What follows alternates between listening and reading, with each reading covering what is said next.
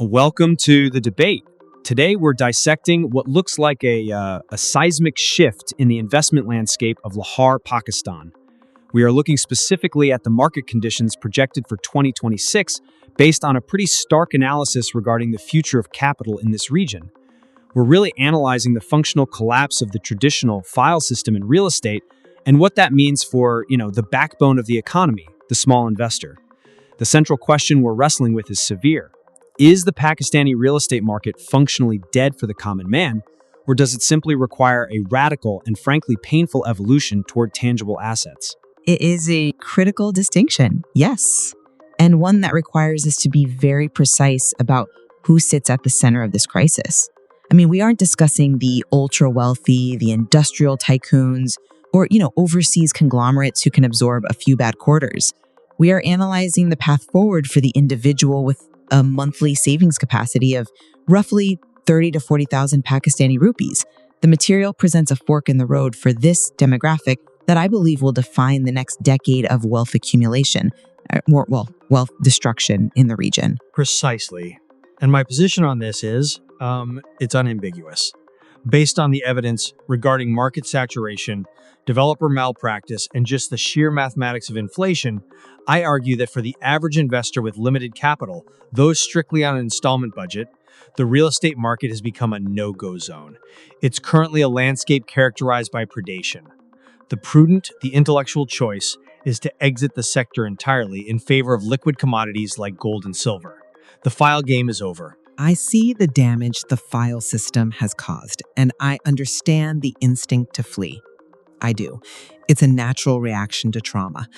But I disagree with the exit strategy. I believe claiming the market is dead it's reductive. The market hasn't failed, it has matured. My argument is that the focus must shift from speculative paper-based files to on-ground reality. The data actually validates real estate as the ultimate goal for wealth preservation, provided the entry method changes. It is not about exiting the arena, it is about changing your armor. Then let's dismantle the old armor first, because I don't think everyone realizes just how rusty it is. We have to look at the mechanism that has traditionally driven this market, the file. For the benefit of our listeners who might be tuning in from outside the region, let's clarify exactly what this is. For decades, the Pakistani real estate market ran on selling files. These are essentially pieces of paper, promissory notes, promising a future plot of land in a housing society that often didn't exist yet, on land the developer might not even own yet. You pay monthly installments, and eventually, years down the line, you get a ballot for a plot. It was a futures market, essentially, a way to buy land on credit. It was a futures market with zero regulation and, frankly, zero transparency. And the analysis, drawing from the expertise of Friends Property Network, is explicit. This model is broken. The text warns that for clients who can only afford that 30 to 40,000 rupee monthly payment and lack a significant down payment, this is absolutely not the time to buy property. The system relies on a constant influx of new buyers to fund the development for the old buyers. When that chain slows down, or when developers, as the evidence notes, decide to benefit themselves rather than the client, the music stops. And right now, the music has stopped. You're describing a Ponzi-like dynamic, which is a fair critique of the bad actors. There's no defending that. But you're interpreting the warning as a total prohibition on the asset class. I see it as a qualification of method. I interpret it as a prohibition because the evidence of systemic failure is just overwhelming. The analysis highlights a history of untrustworthy developers who have failed to deliver.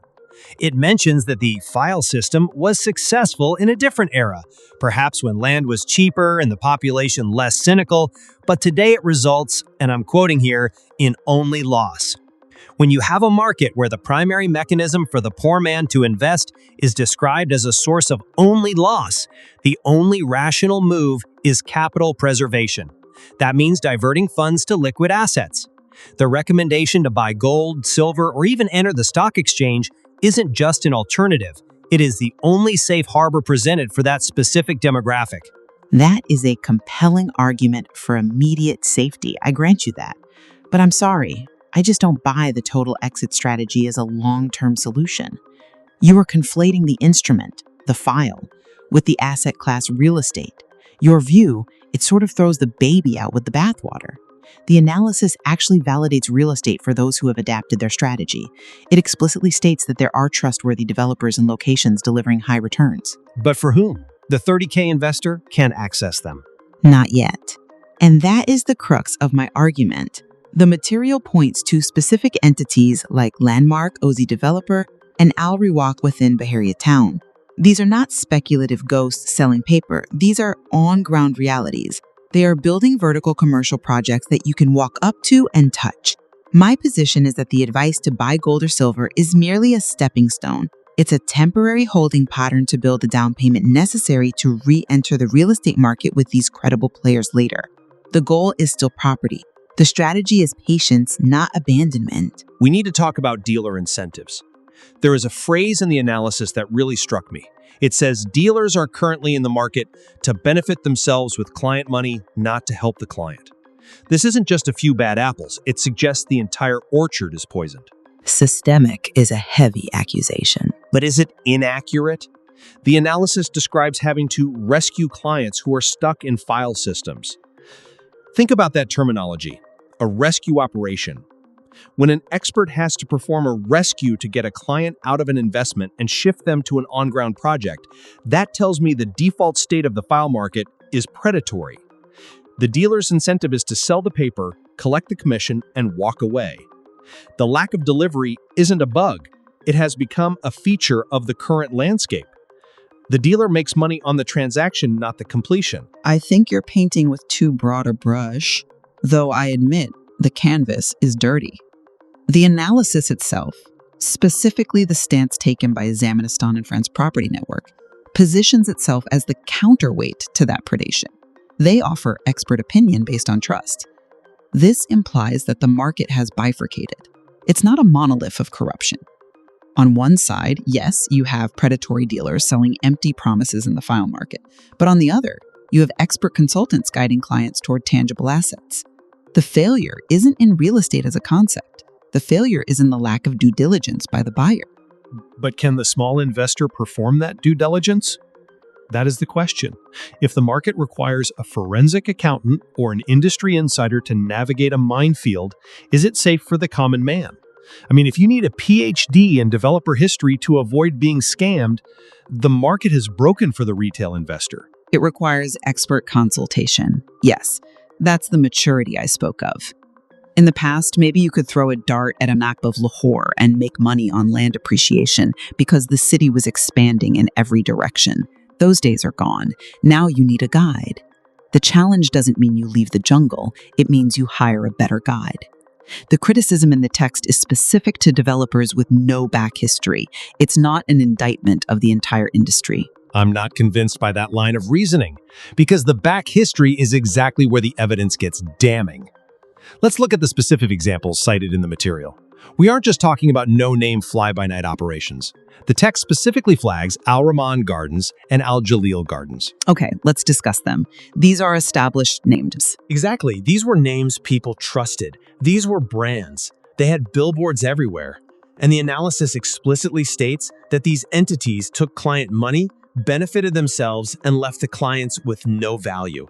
This proves the inherent risk for the small investor. If established names can fail to deliver value to the installment buyer, how can anyone with a $30K monthly budget verify a developer's claims? They're essentially gambling. If the big players are playing games with client capital, the trust you speak of is an illusion. I acknowledge that Al Rahman and Al Jalil are cited as negative examples. That is a fact we cannot ignore, and it's a warning shot to the industry. It shows that brand recognition alone is not enough. However, you are ignoring the counter evidence provided in the very same breath. The analysis contrasts them with success stories, Landmark, OZ Developer, and Al Rawak developers. But notice the distinction in what they are building. Exactly. That is the pivot point. They are building commercial projects in Bahariya Town. They have good names and, crucially, a record of delivery. The market is split. The file market, the horizontal land expansion game, is dead. But the on-ground commercial market, vertical growth in established areas, is thriving. If you look at Landmark or OZ, the evidence says they have delivered very well. So the argument shouldn't be real estate is unsafe. It should be land files are unsafe, commercial on-ground projects are safe. I see the distinction you're making, horizontal land versus vertical commercial. But let's ground this back to the demographic we started with, the 30 to 40,000 rupee per month investor. You say the commercial market is safe, but can a person with 30K a month enter a commercial project in Baharia Town with OZ developer? Not immediately, no. The entry price for commercial real estate is significantly higher than a land file. You can't just walk in with pocket change. Exactly. The analysis is unequivocal. This time is not for them. That is a direct quote regarding the property market. So if the safe assets, the on-ground commercial projects, are out of reach financially, and the accessible assets, the files, are predatory, then for this specific group, the real estate market is closed. The door is locked. That is why I champion the physical asset alternative. And that's where I think you're missing the long-term play. You see the locked door and walk away. I see the locked door and look for the key. Let me finish this point about the alternative because it's not just walking away. It's walking towards solvency. The analysis suggests buying gold and silver month to month or joining a committee. Now, for our international listeners, a committee is a rotating savings and credit association, a ROSCA. It's deeply embedded in the culture. A group of people contribute a fixed amount monthly, and one person takes the lump sum each month. This isn't just investment advice, it's a survival strategy. It's saying, do not give your cash to a developer. Keep it in your hand, or in gold, or in your community circle. That is a fundamental vote of no confidence in the real estate sector for this demographic. I accept the immediate limitation. Yes, if you have 30K in your pocket today, you cannot walk into Baharia Town and buy a shop. But I reframe the purpose of that alternative investment. You view gold and the committee as an exit. I view them as an accumulator. An accumulator for what? For the down payment. The analysis explicitly suggests saving for 6 months to a year. Why? To accumulate a lump sum. Why do you need a lump sum? To enter a project with a good back history later. The text says, instead of trapping your money today, save it, to give it to a good developer in the future. The intent is crystal clear. The strategy is still real estate focused, it's just delayed. The goal is to escape the file trap by saving enough to enter the on-ground market. The committee isn't the destination, it's the vehicle to get to the destination. That is a very optimistic reading. It assumes that in 6 months or a year, the purchasing power of that saved capital will be sufficient to enter these safe projects. In an inflationary environment like Pakistan, cash or even gold might not keep pace with commercial real estate prices. The shop that costs $5 million today might cost $7 million in a year. That is the risk, certainly. But the alternative, putting that money into a dead file, is 100% loss.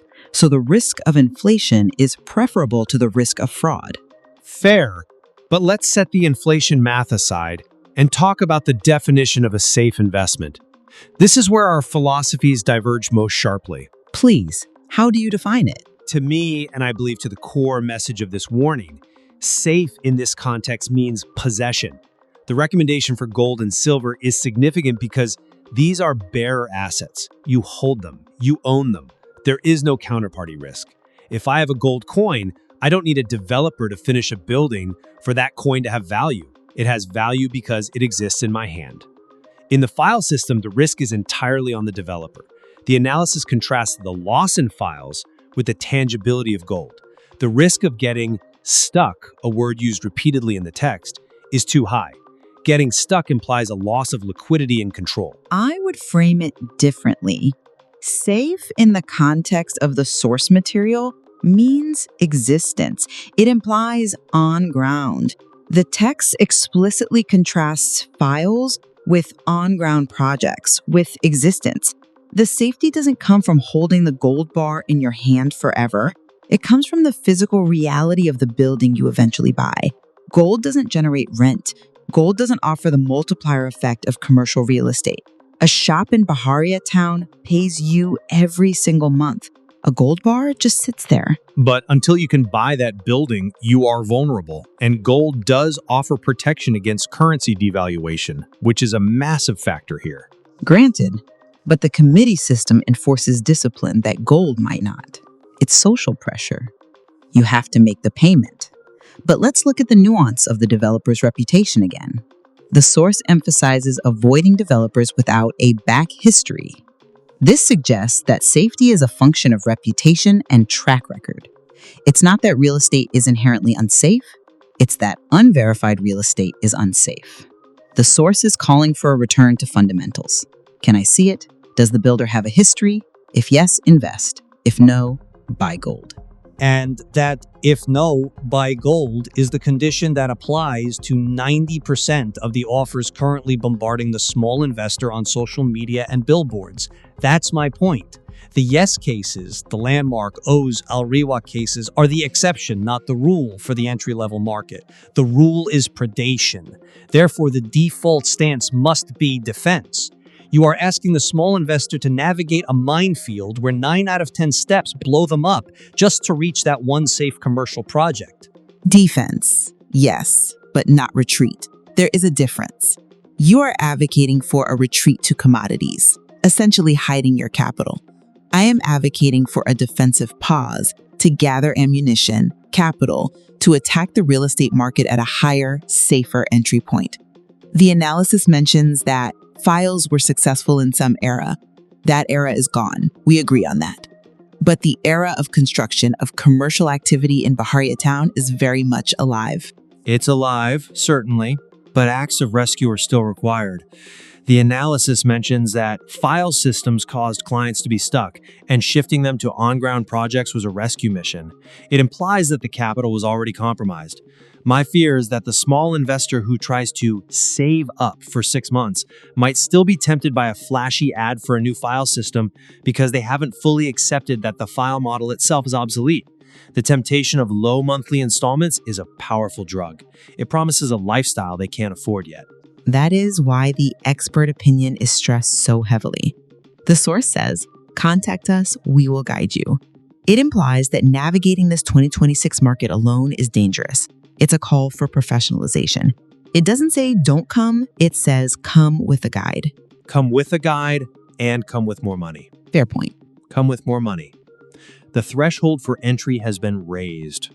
The democratization of real estate via cheap files has failed. Now it is an elite game or a disciplined saver's game. I think that is a crucial insight. The democratization has failed. The file was supposed to be the poor man's entry into land ownership. It was the social ladder. If that mechanism is now just a vehicle for developer profit and client loss, then the social contract of that market is broken. It is broken. But the asset class remains. And that is why the advice is so specific about which developers to trust. It's almost a whitelist. Landmark, OZ, Al Riwaq. If you aren't on the whitelist, you aren't getting the money. That's the new rule. And if you can't afford the whitelist, you buy gold. You opt out of the game until you change your weight class. Exactly. We have found the synthesis. If you can't afford the on-ground reality, you store value in gold until you can. You don't buy the hope of a file anymore. You trade hope for patience. We're approaching the end of our time, and I want to crystallize where we stand. From my perspective, the key takeaway from the Zaiministan analysis is a profound caution. For the vast majority of small investors, that critical 30 to 40,000 rupee demographic, the dream of real estate via the file system is currently a dangerous illusion. The prudent intellectual choice is to retreat to commodities.